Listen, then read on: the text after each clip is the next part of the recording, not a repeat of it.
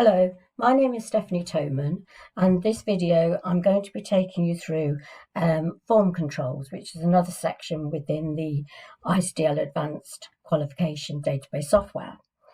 We're using Access to demonstrate Access 2016 on some of the videos, and I'm actually demonstrating this one in Office 365. So we'll be looking at these areas, unbound, bound and calculated fields, as they call them.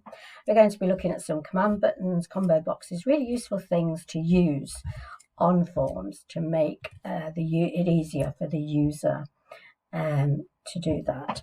Also, as part of the materials, you will have the slides that will capture the areas that we're covering.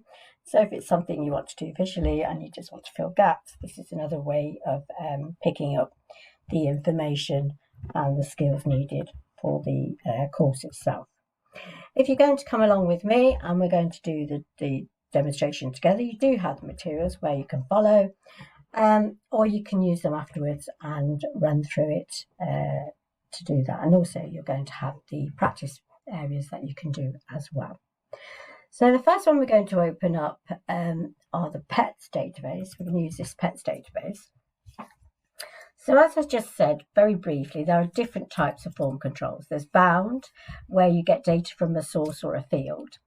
Unbound, when it's not linked to any data, and then a data source. And then there's calculated, where we use mathematical expressions, operators, things like divide, plus, minus, etc., with things like sum, max, min, and average. So we're going to look at these different things. I'm going to look at the PET entry form. So I'm going to open that in design view. And we're going to look at using some of these areas up here. So you've got your controls. So this one here, if we hover on it, is a text box. This one's a label. And we can be looking at some of the other ones in a while. So we'll be looking at the button, and there's also an option group, things like that are along here that we're going to be using.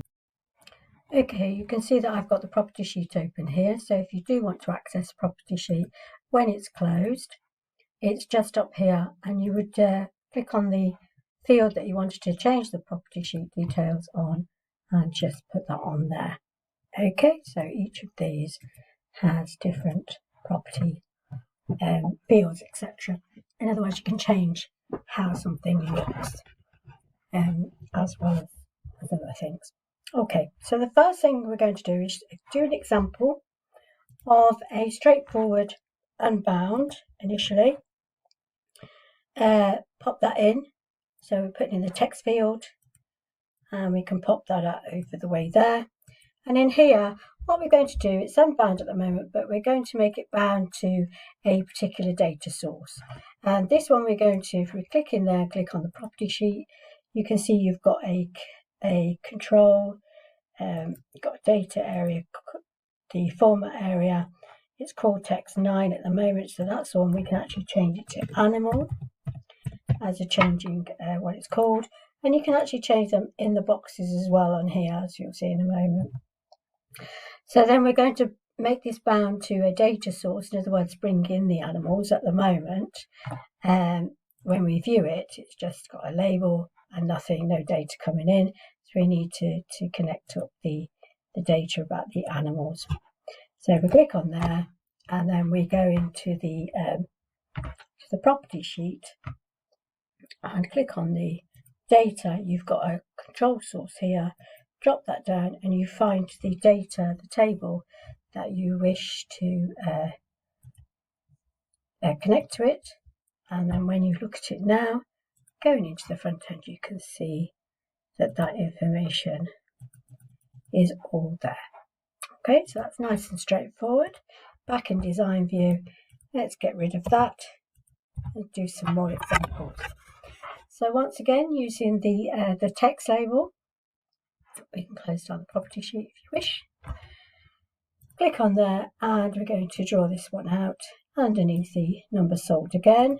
Move this over to here, and then we're going to do an example this time of using the fields and operators. And remember what we mean by operators, if you've done Excel, is your plus, minus, multiplication and divide.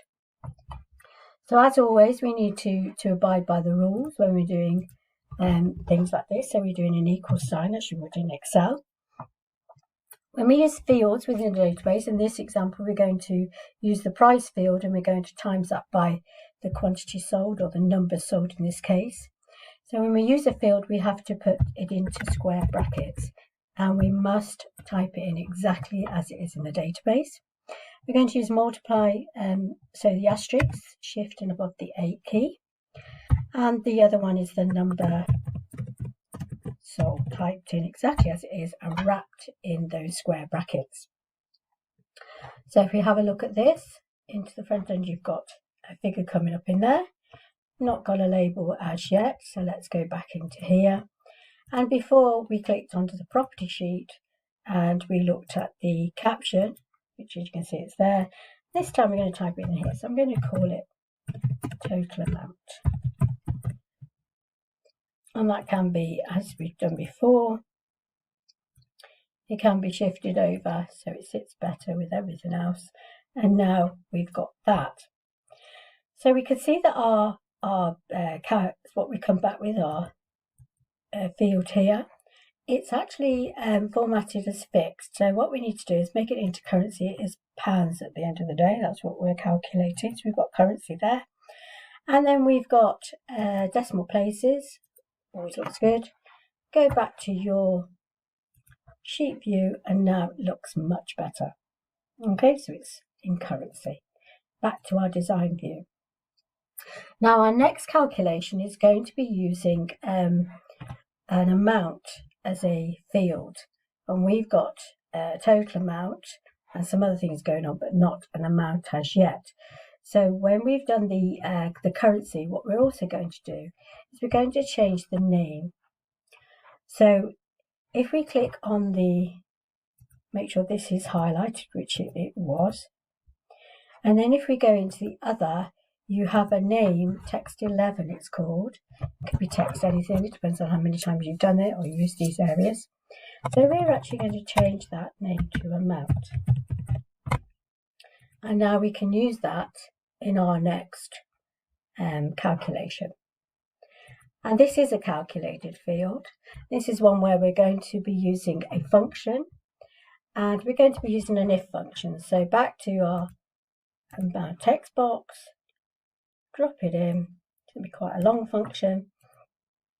We could get rid of the text box. We don't really need it in this way. So what we're going to be doing on this account is we're putting in an if that says if the amount, which is at the moment labeled total amount, so if the amount is greater than 50, then bring back an outcome of high value, or else bring back an outcome of low value. So we're going to start with an equal sign as we do. And note that in databases, an if is a double I if. We have to have the round brackets because that's what Excel needs for its functions.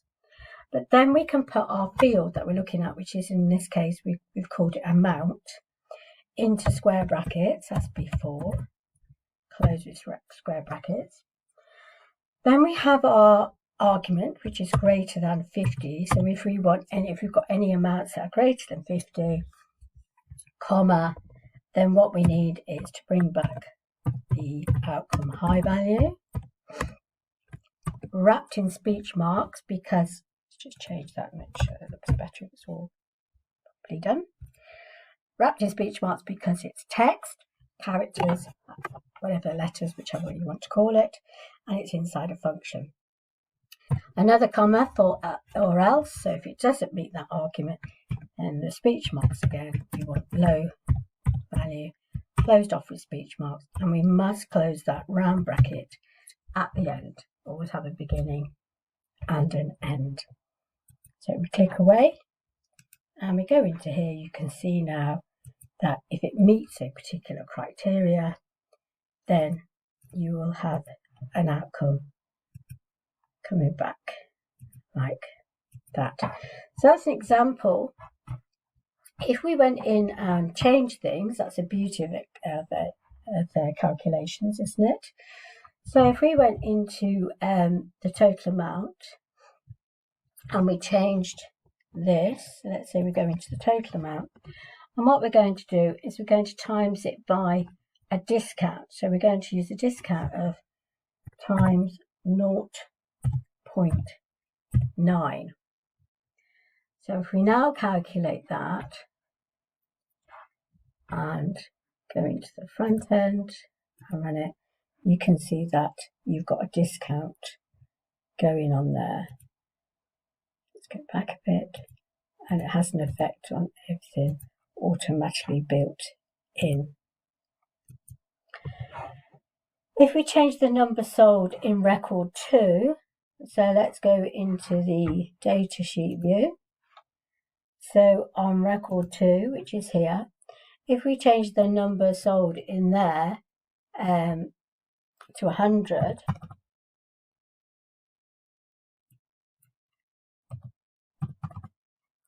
and click, so if we enter it, you can see that the total amount is recalculated in the field. So if we undo, you can see the difference, and then when we put the 100 in, you can see the difference in the amount and how that enter in, how that changes it. So that's the beauty of doing them like this, is that you can update things and it automatically takes over and changes it just as it would in Excel. The next thing we're going to look at are the combo box with wizards. Okay, so bear with me. Okay, so we're going to open up the authors from the materials that you've had. Just to point something out, I just minimize that. If you have any problems opening things, you can go into the properties and make sure that these are unblocked. That's if you're using them from somewhere else. We go to the security, you can unblock them. This one's already been unblocked. See if I can get one to work to show you. There, you got it there. Okay, so you can tick that. Make sure it doesn't stop things coming through, as it can do, and particularly using the wizards and combo boxes, etc. So, combo box 1 wizard. Right, what's that mean? So, combo box is a field on a form where you can allow values to be chosen from drop-down list, and those values can be entered by yourself, typed in, or they can be taken from elsewhere in the database. So it could be from a table that has the same information. There's 3 options to choose from when using the wizard. To get values from another table, like I just said, or query, type them in for yourself. I'll find a record on my form based on the values selected in my combo box. So let's have a look. So we're going to open up the English literature form. You can see it's a form, and we're going to look at it in design view. So what we're going to do is we're going to replace these 2 here with a drop-down combo box. Okay, so we can just delete these. And then if we go up to the controls in our form design, make sure we're on the right tab. If you drop that down, ensure that your use control wizards on. That's one of the things that you need to make sure. And then what we've got is we've got our combo box here. Remember, you can hover on these and they will tell you what they are and what they're for. So we're going to click on there, one single click into the form where you want to place your combo box, and that activates a wizard. So I want to get the values from another table or query. So I'm going to leave it on there and then go to next. The names that I want are in the author table. So I'm going to go to there. It could be queries or could be both. Could use any of those options, but we're happy with that. We're going to use the author name, which makes sense, as in we've just got rid of the surname. Take it on to next. We're not going to sort anything. And then when we come on, we can see how those names are going to be used. They're all the surnames. We click on next. We can then store what we've done in the field that we've created it upon. Okay, so we're going to store it in the surname, next, and then you can give it a name You could call it whatever you like, just a surname label if you like, just to keep things as they are, and finish. So you can see now that if I go to my front view, I can drop these down and it makes it a lot easier. So you notice how everything changes as well accordingly with the information. And you could go on to the next one. You could do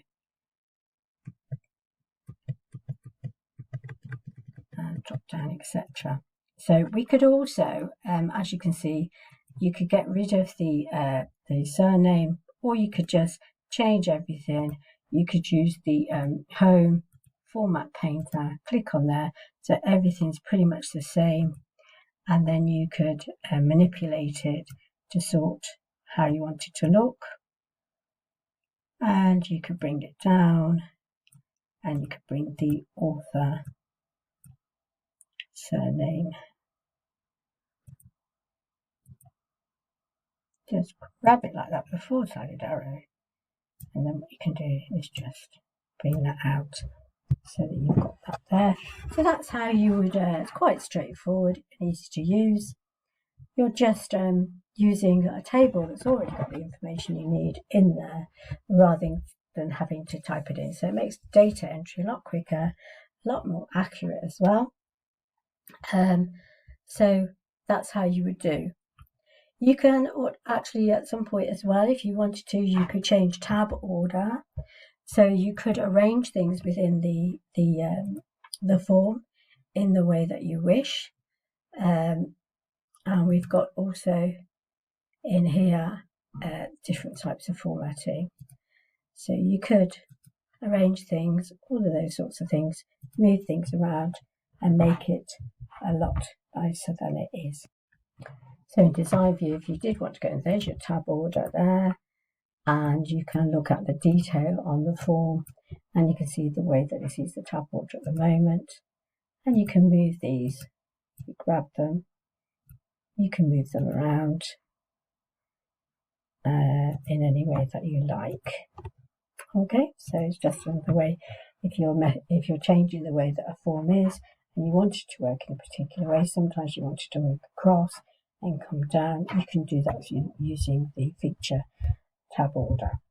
Okay, so we've done that one, and so what we're going to look at next is the limit to list feature. Okay, so all the limit to list feature does is stop people putting in entries that you want restricted. So for example, if I, as a data entry person, came along and I started to put in a name that isn't on the list and then use the tab to move down, it will allow me to put that in. It's not a problem. The thing is, however, you may not want that to happen. So what you can do, stay in the surname, go to the design view and click on the surname and go into your property sheet.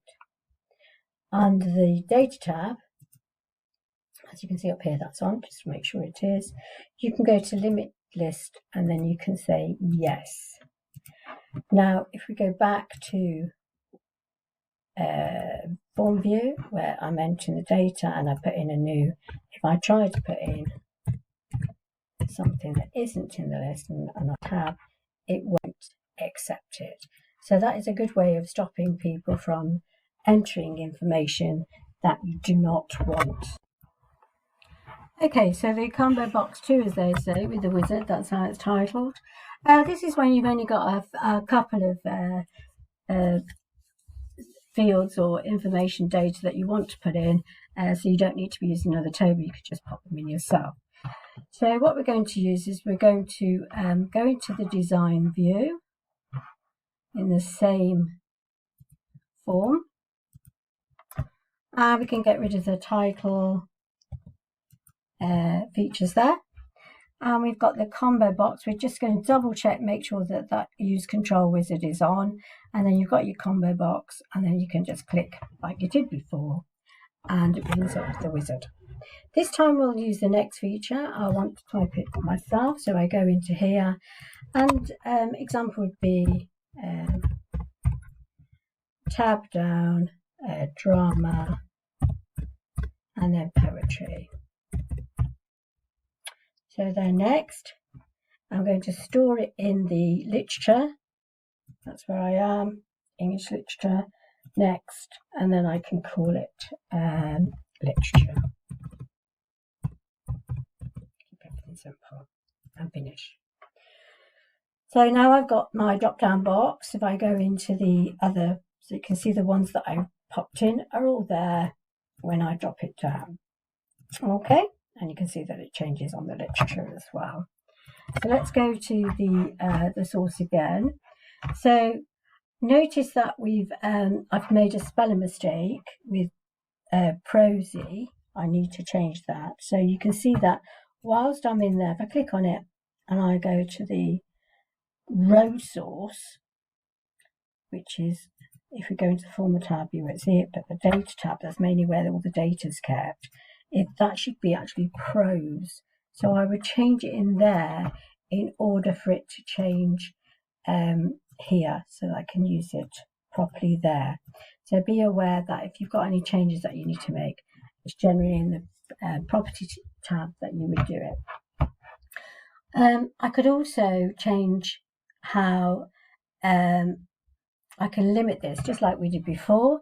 Make sure you're on the area, and then you can limit these as well to make sure that no other items or data is being used within that field. Okay, so the final one, the combo box 3, the third option, is to find a value from current table and use that to retrieve an appropriate record. So it suggests to use the primary key because that's a unique identifier, a unique field, and it will help you to find a single record more successfully. So we're in design view. We've got our control wizard, make sure that it's on, and it should look like that if it's on. And there's our combo box, but this time we're going to drop it in the form header. So we're going to find the record, go on to the next one, and we're going to be looking for titles. So take that one over, and next, make sure that we have everything we need all the way down. Make sure that if you can do a double click to make sure that that field is wide enough. And we could take, we can't get rid of that, unfortunately. It is what it is. It's got a gap. And then we can put title search. Is that heading? Finish.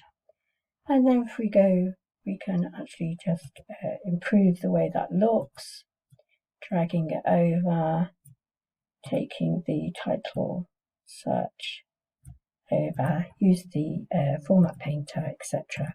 to make changes to these things.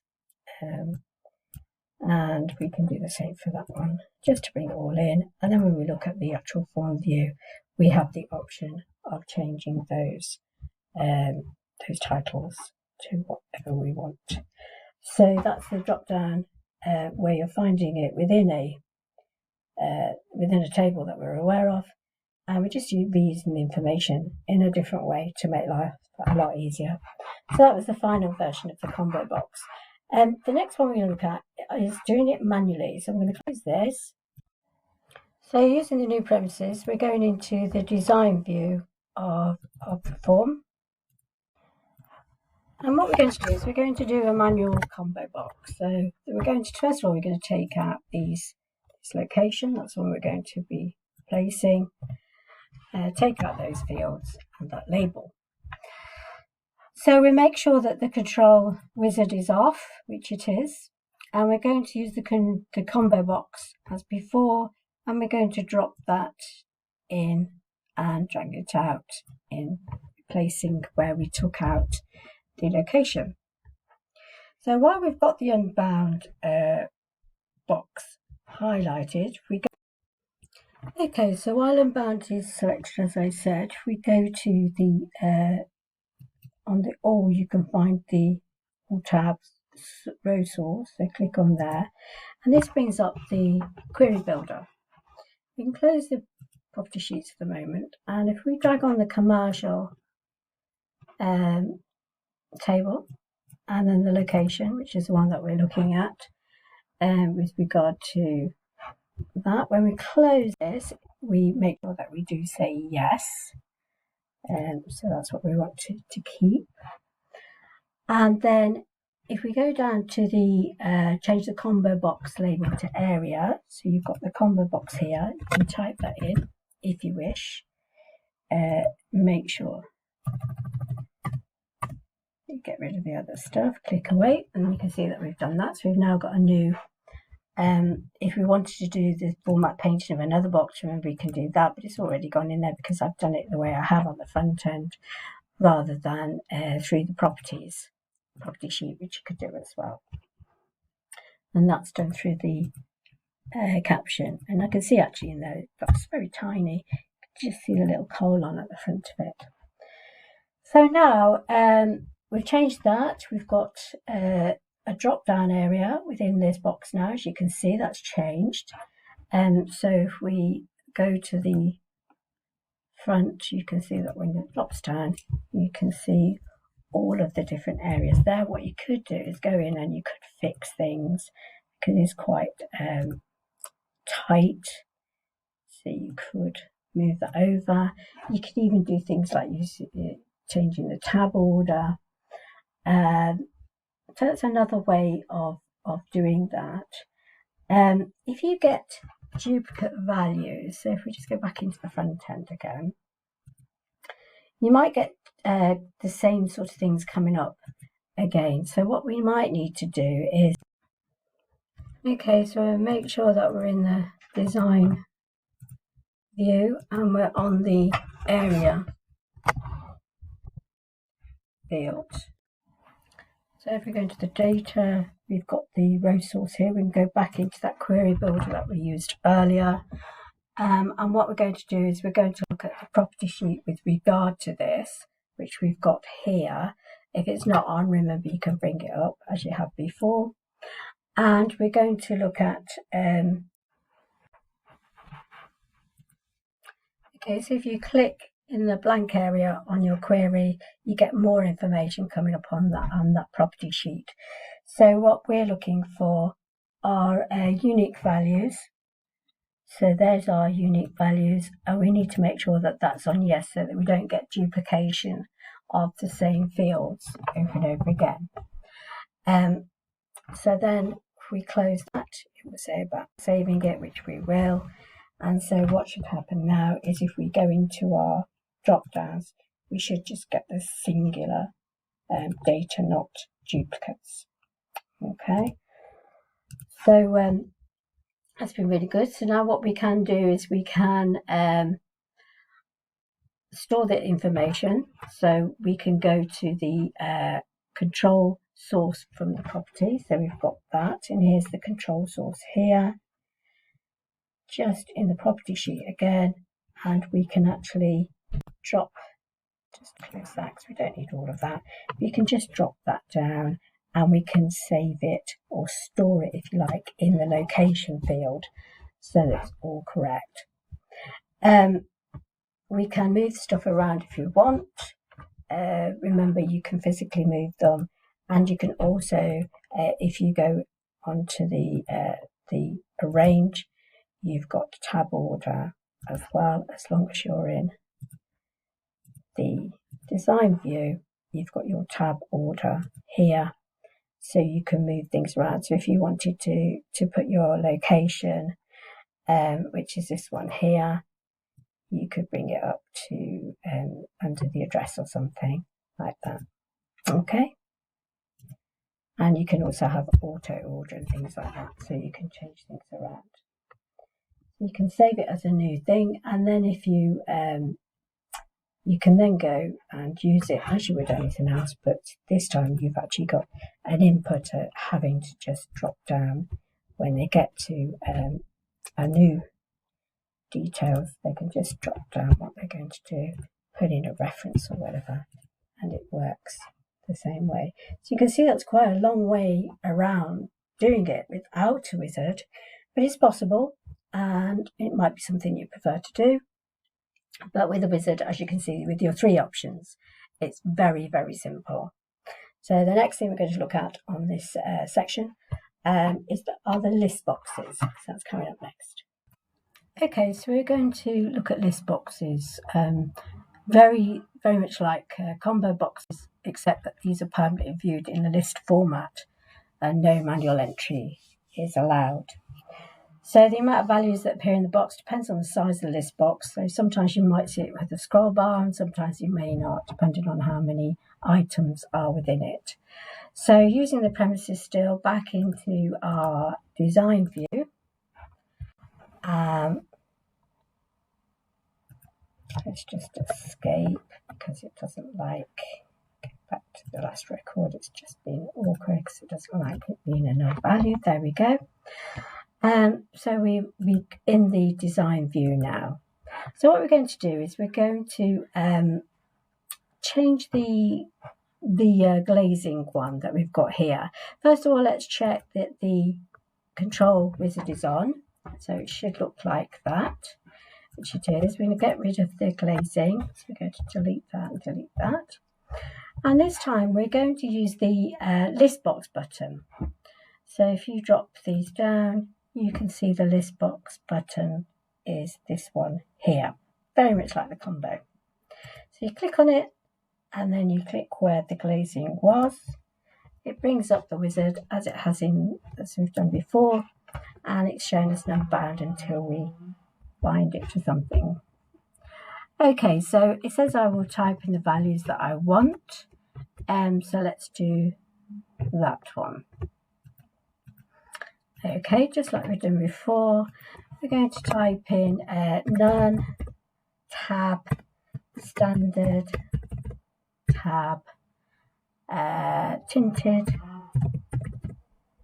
tab, and double. What glazing terminology, I would imagine. So we've got those in, and then we're going to go to next. And we're going to store it within the glazing field. So table, there we go, on there, next. And we can just call it glazing. So if you were asked to do something like this in an exam, it's the sort of thing that you would go through and do it in very much a similar way, following the instructions. So you're not having to think of anything for yourself. You do all of that, like I said, through what they tell you to do in the exam, no more, no less. So now we've got this glazing. So if we go into our form view, you can see that it's sitting on standard automatically, and it may need the box reducing in size because it's falling onto another box, etc. But we can do all those things in a moment. So what we need to do is we've got standard. If we click on the double and then we go into a new record,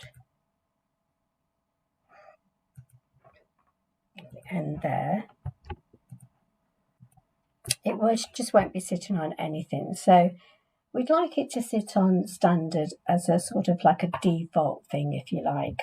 So what we can do is we can click on the standard, go into the design view, go back into, I have to go back a record, it doesn't like it because I'm in a new record and I haven't put anything in. So remember this, when you're in database, this is what they do. We click on standard, we're going to go into the design view and into the property sheet, and what we're looking for is the default value. So if we click on here, we've got a default value there, and we can drop that down, but you probably just could type in standard to be honest. Okay. So the standard now is going to be the default value.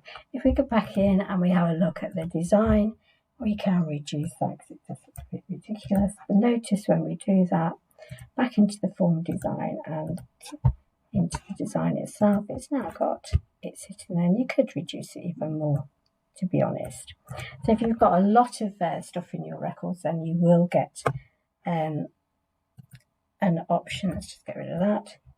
You will get a scroll bar to show that you have to scroll down if you've got more data in there than you can actually see. So this box is really, really easy, and it just is just basically just able to have them when you go to a new record. Now, if we just go into natural view, into a new record, it has that as standard, and there's that scroll bar that I talked to you about. So by default, it's got standard. Other than that, there's not really a lot more to it. So just follow the instructions in the exam if that's what they're asking you to do. Next one we look at is checkboxes. So all in the same area or using those form controls. Quite a lot of useful things that we can do. So checkboxes next. Okay, so checkboxes are usually used when you've got a yes or no type of answer, which sort of makes sense. So if you're going to have a checkbox, you've got to tick for yes, otherwise you leave it empty. And here you can see examples of where to use checkboxes. Checkboxes can be done manually as well. So if we drop this down, you can see on the control keys, you've got your all your different things. You've got radio buttons, but as we were just saying, there's your checkbox there, and you can just draw a checkbox out, depending on just a tiny little thing there, just to show it. And that's how you do a text box. So we're just deleting that. If we look at a table, if we look at the commercial table in design view, we've got a lot of yes and no's here, checkboxes. So let's go into here. So if we've got a yes and no table field, so what we've got here is the way that we can make it a text checkbox is to go into the lookup of that particular field, and then you can drop this down to, can go up to in text, a combo box or a checkbox, and that's how you do those ones there. So pretty straightforward and much easier to use all round. So back into, we're going to close the commercial table as I've just done, and we're going back into the new premises, and we're going to look at, make sure that the good old into design view and the control wizard is on. So it is. So we're using the control wizard this time. We're bringing up our fields, our add existing field list. I've got it here, and the way that I would do that, and the way you would do it in the exam, is to actually just use this. So it's right alongside the property sheet. You can use that to put that on and off, so it can disappear in the exam, and you now know how to put it back on again if that happens. So we're going to drag on the. Let's have a look, see what we've got. We're going to use the. Underneath Office, we're going to put the public address. So we're going to look for that one and drag and drop it there. So we've got a public address field below the Office, and it appears as a checkbox because it's a yes and no automatically, and it's been done in a table as well. Remember, you can separate these things, tidy them up a little bit, and if you wish, you can actually just click on these, and as before, you can use the format painter to make sure they're the same, but they are pretty much the same. You can type. Okay, so we could do it as we've done, the others are done. You can bring this down underneath. Well, it is quite tricky, but you can get it done. Okay, so if we click on the checkbox rather than the public address label, make sure that the property sheet is up, address board up here. And what we're looking for is the control source, so that we can, let's just bring it all the way up here, so we can actually assign it to that. And there's your control source. Make sure it is in the public address, which it is. And then that will work absolutely fine. So once it's bound to that, everything is fine. Right, so we're going to look at the option groups. It's the next section. And to do this, we're going to be using the author database. And we're going to open the English literature form in Design View. Okay, close the property sheet so you can see this a little bit better. So what we're going to do is option groups allow selection to be made from a number of options, things like buttons, radio buttons, so that you can do things in a slightly different way. And also it can only be one option can be chosen from using this feature from any group. Okay, so the first thing we're going to do is check that the control wizard is on, which it is, just there. And then what we're going to do is we're going to get rid of the literature label and field. And then we're going to pop in a option group here. So click on the option group button and drop it there. This gives you an option. You can see the example of the radio buttons, and what we're going to do is we're going to put in some information that we want people to be able to choose from. So we've got the stuff that we've used before. So I've got three options that they just make sure that I spell that correctly. Always make sure your spelling is correct. Then click on to the next. So this is what we're going to allow people to choose. We don't want a default. We want them to be able to just choose from it. And click on next. And then we've got the values 1, 2, and 3 that go alongside it. So the 1 is going to be contain 1 instead of drama, 2 instead of prose, and 3 instead of poetry. Go to the next. And save the value for later use, or we can actually store it, if we wish, in the literature, which is probably a good idea because we always know where to find things then. And then click on next again. So here you've got some options to choose from. You've got things like checkboxes, toggle buttons. You can see they're etched, shadowed, flat. Let's try shadowed. You can see that it's quite nice. We've got the etched, the flat. There we go, the raised and sunken. So we're going to go for the shadowed. We've done that. And then next, we've got here, we're going to call it classification. That's our name, and then finish. So you can see now that you've got this option here. You go into the datasheet view of the form. You can see how it looks there. So you've got your first record drama, then prose, and then poetry. As we've done before, we can use the format painter to actually change things. So we go back into the design view, click on one of these here, into the home, then we can format paint that, and you can see that we can do the same for these as well. Double click keeps format painter on, single click takes it off. So if you just do a single click initially, you'll only apply it once. Okay, so we've done that. So if we go back to our datasheet view and we go to our first record, if we make this one, let's make this poetry, and then go to the next record and we make that prose, and then the next prose again. Okay, if you just go back into the design view, it's quite tight, so we can pull things out and we can highlight these using the shift, highlight them all and pull them all out together so that we can see them a lot clearer. Also you can pull them down a bit as well. So if we go back to the view, you can see that's much better than it was earlier. And fix it up a bit better so you haven't got these uneven edges.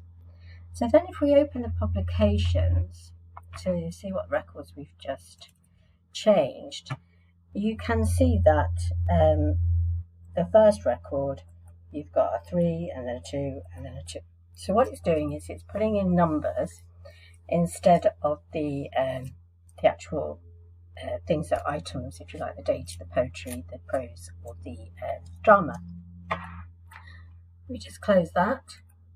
If we go to the design view and go to here, click on the edge of here to make sure you've got the edge, then you've got the property sheet. And what you can do is you can look at the property sheet and you can see things like the formatting, different heights, top left. So you can change lots of things in here. There's absolutely massive amount of information in here. You've got the data as well, and we can click on different things that we want. And if we look at the names of properties, you can see at the moment it's frame 28. Okay, so we could change the effects, etc., all through the property sheet if we wish. So it's just another way of seeing a form. It breaks things down, makes it a little bit more interesting, and it might just work for certain forms and certain data information. So that's the using the option groups, where you can use buttons to select different data that you need. So the next one we're looking at is going to be the form headers and footers.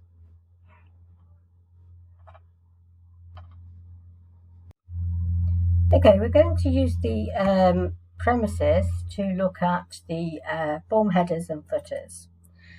So you can have these areas on a form, and depending on where you put them, page headers and footers are only seen when the forms are printed, and they appear at the top and the bottom of every printed page. So you can place them accordingly. You can also put automatic dates and times and things like that in. So let's have a look. Let's right click on the new premises and open it in. Oh, it's not going to do that, so let's just go open it up and then go into the design view. There we go. Sometimes it won't do it when you're recording. Okay, so if we right click anywhere in a blank area on the form, you can right click and you can access the form headers and footers. So I click on there, we get a form header there and a form footer here. So we can put things in here. You could put a label where you've got a heading if you wish by using the label up here. But in this case, what we're going to do is we're going to add an existing field. So using the add existing fields to bring them up on the side, and we're going to drag the public address. No, we're not. Let's do that address one. Let's drag that one over and drop that. Change the name so that we've got it called property. So this is something that's going to come up on each of the form headers, whatever we print. So we're going to put in a date. So if we go to the form design, make sure you're in there, and you can see the date and time here. If we click on the date and time, if you take the tick out of the middle, then it won't include the time. And you can pick a choice of what you want, how you want your date to look, depending on what room you've got, etc. And you can see that it's just dropped it in there so that we can see it as a field, automatic field. If we go back to viewing, you can see the date now is there, and you can also see that our property field for the address has dropped in there. So it's really good that you could do that. If we go to the file and we go to print, remember that in Access you cannot go into a layout page. There's no such thing. There's no layout tab as such with all the page setups, etc. So you have to go through this the print preview, and that way you can see forms. Notice how forms stack on top of each other. So this is how they automatically are created. So if you want to separate forms, or you don't want to delete or print particular forms, if we just close the print preview, to select a particular form, you can select the sidebar there, and you could print only that one, or you could delete only that one.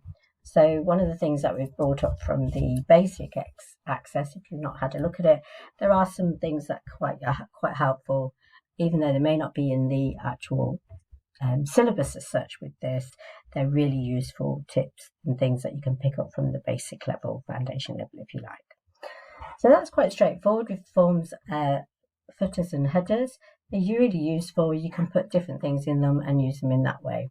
So the next thing we're going to look at is the command button. This is the final one in this series, and it's a command button that we're going to use, where a command button is to control on a form. So basically we can build in some actions, if you like, behind that button, and it's really good for people that are doing a data entry, and it's a nice straightforward way of them activating something. So we're going to look at this next. Okay, so using the PET database, we're going to do the PET entry form in Design Views. We're going in there first.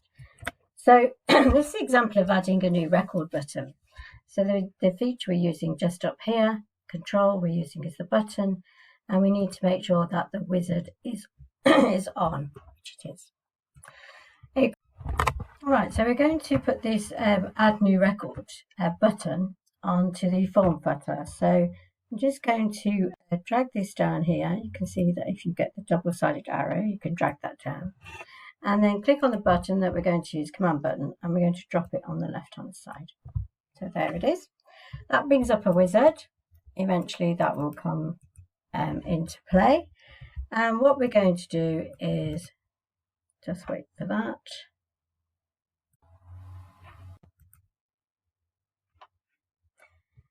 We're going to use the features here that go on behind that button. So we're going to have a recorder in operation, and we're going to have add a new record. And there you've got delete, add new record, delete record, etc. So we're going to add new record, keep that there, and then click on the next. Rather than have a picture on it, which you can do, you can bring in, we're actually going to do it in text, and we're going to put in add new record and then next. Remember that in the exam you will be doing particular instructions, so you will be adding exactly what they want you to add. And we're going to call this new record, and then we're going to finish. So you can see that what we put in our text is actually on the button. Go back into the datasheet view of the form, click on the new record button, and then it brings you into a brand new record to start entering data. Great little buttons, can do lots of things. Play with them, try them out for real life, but also in the exam, have a look around in the syllabus to see the sorts of things that you might be asked to do for that. So that's the final one in the form controls. Hope you've enjoyed it, and you can do some practice now to make sure that you've assimilated it and can use it. Thank you.